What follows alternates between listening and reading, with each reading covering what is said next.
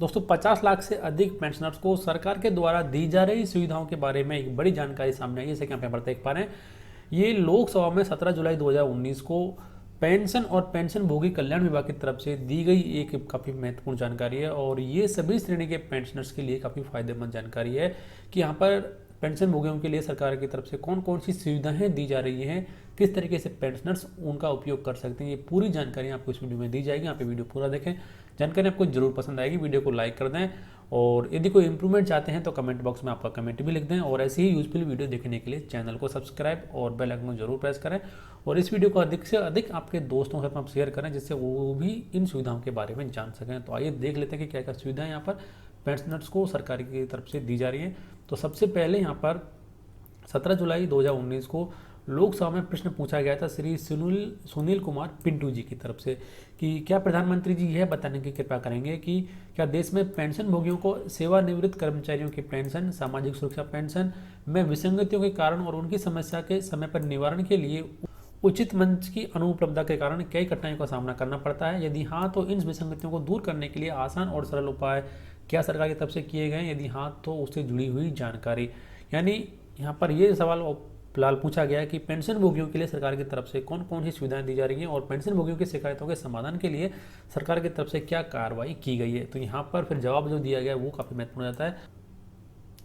तो इन सवालों के जवाब में कार्मिक लोक शिकायत और पेंशन मंत्रालय और प्रधानमंत्री कार्यालय में राज्य मंत्री डॉक्टर जितेंद्र सिंह ने इन सवालों के क्या जवाब दिए वो यहाँ पर पेंशन भोगियों के लिए बेहद जरूरी हो जाते हैं। तो सबसे पहले जो 3 प्रश्न उनके जवाब यहाँ पर इस प्रकार दिए गए कि पेंशन संस्वीकृति और भुगतान प्रणाली को सरल एवं कारगर बनाने तथा सुदृढ़ करने के लिए हाल के वर्षों में अनेक कदम उठाए गए हैं। पेंशन और पेंशन भोगी कल्याण विभाग ने पेंशन स्वीकृति एवं भुगतान के लिए ऑनलाइन ट्रैकिंग प्रणाली भविष्य की शुरुआत की है। यानी सरकार ने पेंशन भोगियों के लिए ऑनलाइन पेंशन ट्रैकिंग के लिए भविष्य एक ऑनलाइन ट्रैकिंग प्रणाली है उसकी शुरुआत सरकार ने की है और प्रत्येक पेंशन मामले की प्रगति पर नजर रखते हुए तथा गहन अनुवीक्षण द्वारा इसने इस प्रणाली में पारदर्शिता और उत्तरदायित्व ला दिया है जिससे विलंब की प्रक्रिया समाप्त हो गई है। तो यहाँ पर जानकारी ये दी गई है कि पेंशन भोगियों को समय पर उनकी पेंशन मिल रही है और वर्तमान में यह प्रणाली 791 संबद्ध कार्यालयों सहित 93 मंत्रालयों और विभागों के मुख्य सचिवालय में सफलतापूर्वक कार्यान्वित की जा रही है। यानी लगभग ये 800 ऑफिसों में काम कर रही है और 93 जो गवर्नमेंट के विभाग हैं उसमें ये जो प्रणाली है भविष्य यानी ऑनलाइन ट्रैकिंग प्रणाली ये काम कर रही थी। ये यदि आपको मालूम नहीं है तो जरूर आप इसको चेक करें एक बार। और उसके बाद में यहाँ पर उन्होंने बोला कि पेंशन संबंधी शिकायतों से संबंधित निवारण प्रणाली को सुदृढ़ करने के लिए विभिन्न विभागों एजेंसियों द्वारा निम्नलिखित उपाय किए गए हैं। तो यहाँ पर सबसे पहले केंद्र सरकार के सिविल पेंशन भोगियों के संबंध में पेंशन और पेंशन भोगी कल्याण विभाग की तरफ से यानी department of pension and pensioners welfare की तरफ से क्या कार्रवाई यहाँ पर की जा रही है। तो इन्होंने बोला है कि जो सीपेन ग्राम्स एक केंद्रीकृत वेब समर्थित पेंशन शिकायत निवारण और निगरानी प्रणाली है जिसे पेंशन भोगियों की पेंशन संबंधी शिकायतों के त्वरित से निवारण और प्रभावी निगरानी के लिए वर्ष 2007 में शुरू किया गया था। यानी ऑनलाइन जो कंप्लेंट करने के लिए सीपेन ग्राम्स को शुरू किया गया है जिस पर एक पेंशन भोगी अपनी शिकायत दर्ज करवा सकता है। उसके बाद में कौन कौन सी सुविधाएं यहाँ पर दी जा रही हैं वो आप यहाँ पर देख सकते हैं कि पेंशन भोगियों को 24/7 आधार पर पंजीकरण उपलब्ध है यहाँ पर यानी 24 घंटे अपनी शिकायत दर्ज करवा सकता है एक पेंशन भोगी। उसके बाद में संबंधित मंत्रालय विभागों को अनुस्मारकों का अग्रेषण। उसके बाद में पंजीकृत शिकायतों की स्थिति के संबंध में पूछताछ, संबंधित मंत्रालय विभाग द्वारा शिकायतों का ऑनलाइन निपटारा। शिकायतों के पंजीकरण को और अधिक सुविधापूर्ण बनाने के लिए माननीय राज्य मंत्री द्वारा पेंशन भोगियों हेतु 20 जून 2019 को जनपद भवन में एक टोल फ्री नंबर 1800111960 के साथ एक नया कॉल सेंटर शुरू किया गया है। तो यहाँ पर पेंशन भोगियों के लिए सरकार की तरफ से एक कॉल सेंटर शुरू हो गया है जिस पर एक पेंशन भोगी अपनी शिकायतें दर्ज करवा सकता है। उसके बाद में यहाँ पर की शिकायतों को दर्ज करने के लिए विभाग का एक मोबाइल ऐप भी उपलब्ध है। विभाग ने 18 सितंबर 2018 को अखिल भारतीय पेंशन अदालत का भी आयोजन किया जिसमें पेंशन भोगियों की 9368 शिकायतों का मौके पर ही निपटारा कर दिया गया। तो ये जैसे कि सरकार समय समय पर पेंशन अदालत का आयोजन भी करती रहती है, इसका लाभ पेंशन भोगी जरूर उठाएं। उसके बाद में अगला यहाँ पर आता है कि केंद्र सरकार के विभिन्न के सिविल पेंशन भोगी संबंध में केंद्रीय पेंशन लेखा कार्यालय CPAO तो उसके द्वारा क्या कदम उठाए गए हैं उसकी जानकारी भी यहाँ पर दी गई है। तो इन्होंने बोला कि डिजिटल भारत अभियान के अंतर्गत केंद्रीय पेंशन लेखा कार्यालय ने केंद्र सरकार के सिविल पेंशन भोगियों के सशक्तिकरण के लिए 2 महत्वपूर्ण कदम उठाए जो निम्न प्रकार हैं। तो इनमें सबसे पहला कि दिनांक 1 मार्च 2018 को इलेक्ट्रॉनिक पेंशन अदायगी आदेश यानी EPPO की शुरुआत की गई है और केंद्रीय पेंशन लेखा कार्यालय को 39 सेंट्रल पेंशन प्रोसेसिंग सेल यानी CPPCs में डिजिटली हस्ताक्षरित इलेक्ट्रॉनिक स्पेशल सील अथॉरिटी यानी ESSA का कागज रहित संचालन चालू है और सभी central pension processing centre special seal authority तथा पेंशन संशोधन के मामलों को डिजिटल रूप से हस्ताक्षरित करवा रहे हैं। इससे पेंशन के भुगतान की प्रोसेसिंग में अधिक तेजी आई है और लिपिकीय त्रुटियां कम हो गई हैं। यानी डिजिटल पेंशन रिवीजन से पेंशनभोगियों को जल्दी पेंशन मिल रही है और उसमें गलतियां भी बहुत कम हो रही हैं। उसके बाद में कि वेब रेस्पॉन्सिव पेंशनर सर्विस पेंशनभोगियों के लिए केंद्रीय पेंशन लेखा कार्यालय CPO की एक सूचना प्रौद्योगिकी संबंधी पहल है जो विगत 24 माह के लिए पेंशन अदायगी, सूचना आंदोलन, पेंशन प्रोसेसिंग, ट्रैकिंग और शिकायत की स्थिति की खोज खबर रखने की सुविधा के साथ साथ ऑनलाइन शिकायत पंजीकरण और निवारण सहित विभिन्न सेवाएं प्रदान करती है। तो यहाँ पर जो सिविल पेंशनर्स हैं वो वेब रेस्पॉन्सिव पेंशनर सर्विस का इस्तेमाल कर सकते हैं और इसके द्वारा उनके पेंशन की क्या स्टेटस है, उनकी कंप्लेंट की क्या स्टेटस है, सारी जानकारी वो प्राप्त कर सकते हैं। उसके बाद में जो डिफेंस पेंशनर्स हैं उनके लिए यहाँ पर रक्षा लेखा महानियंत्रक यानी CGDA की तरफ से क्या कार्रवाई की गई है वो भी यहाँ पर बताया गया है। तो इसमें PCDA पेंशन इलाहाबाद में टोल फ्री नंबर 1800-180-5325 के साथ एक समर्पित कॉल सेंटर स्थापित किया गया है जहाँ भूतपूर्व सैनिक फ़ोन पर अपने प्रश्नों का हल पा सकते हैं। तो ये जो टोल फ्री नंबर है ये डिफेंस के पेंशनर्स के लिए काफ़ी महत्वपूर्ण था। तो ये सभी पेंशनर्स अपने पास में इस टोल फ्री नंबर को जरूर रखें। उसके बाद में प्रोजेक्ट स्विग्या नामक पेंशन पूछताछ प्रणाली इंटरनेट पर उपलब्ध है जो पेंशनभोगियों को अपनी पात्रताओं की जांच करने में समर्थ बनाती है।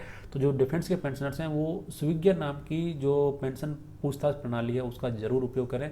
ये आपको ऑनलाइन सुविधा दी जा रही है। उसके बाद में यहाँ पर कि रक्षा पेंशनभोगियों की शिकायतों के निवारण में तेजी लाने के लिए DPDO प्रत्येक महीने के अंतिम कार्य दिवस पर रक्षा पेंशन अदालतों का आयोजन करता रहता है। उसके बाद में सभी श्रेणियों के पेंशनभोगियों के लिए डिजिटली हस्ताक्षरित EPPO का कार्यान्वयन जिससे प्रेषण के लिए होने वाले समय की खपत तथा मार्ग में गुम होने की संभावना खत्म हो जाती है। तो डिफेंस के जो पेंशनर्स हैं उनके लिए भी यहाँ पर अब EPPO ही इशू किया जा रहा है जिसकी वजह से पेंशन शुरू होने में कम समय लगता है और पेंशन जो पेपर है उसके खोने में का भी डर नहीं रहता है। उसके बाद में जो दूरसंचार पेंशनभोगियों के संबंध में क्या कार्रवाई की जा रही है तो यहाँ पर दूरसंचार पेंशनभोगियों की शिकायतें दर्ज करने के लिए टोल फ्री नंबर 1800-425-0089 कार्य दिवसों के दौरान उपलब्ध है। यानी ये सिर्फ जो नंबर है ये वर्किंग डे में ही काम करेगा। उसके बाद में केरल में सभी दूरसंचार पेंशनभोगियों के लिए तिमाही पेंशन अदालत आयोजित की जाती है और सभी दूरसंचार पेंशनभोगियों तक पहुंच बनाने हेतु इसका व्यापक रूप से प्रचार प्रसार किया जाता है। उसके बाद में CP ग्राम्स पोर्टल में दर्ज की गई शिकायतों का निपटारा 30 दिनों के भीतर किया जाता है। तो जो दूरसंचार पेंशनभोगी हैं उनके लिए भी सरकार की तरफ से एक टोल फ्री नंबर जारी किया गया है। उसके बाद में डाक पेंशनभोगियों के संबंध में भी डाक विभाग की तरफ से कार्रवाई की गई है। तो पेंशन अदायगी को स्वचालित कर दिया गया है जिससे किसी भी शिकायत की संभावना का निराकरण होता है। पेंशनभोगी अपनी समस्याओं का समाधान करवाने हेतु डाकघर स्तर, मंडल, क्षेत्रीय कार्यालय, PMG, CPMG स्तर तथा डाक निदेशालय स्तर पर संपर्क कर सकते हैं यदि उनकी पेंशन से संबंधित कोई भी तरह की शिकायत है उसके समाधान के लिए।